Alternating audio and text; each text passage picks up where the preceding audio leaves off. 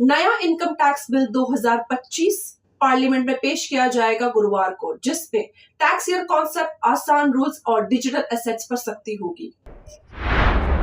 नया income tax bill 2025 parliament में गुरुवार को इंट्रोड्यूस किया जा सकता है। ये बिल टैक्स रूल्स को सिंप्लीफाई करने के साथ साथ वर्चुअल डिजिटल एसेट्स पर भी सख्ती ला सकता है।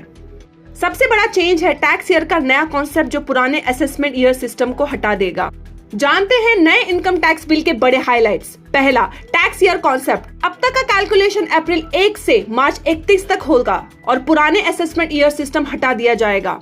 दूसरा, simple language. Complex legal terms और प्रोविजन हटा दिए गए हैं, जिससे बिल की लेंथ 823 पेज से 622 पेजेस हो गई है।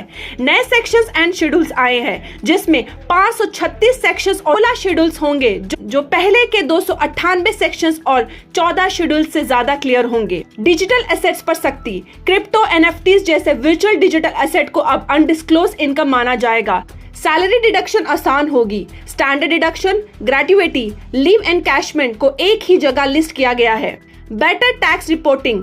ये नया रूल टैक्स कॉम्प्लायंस और रिपोर्टिंग को इजी बनाने के लिए तैयार किया गया है।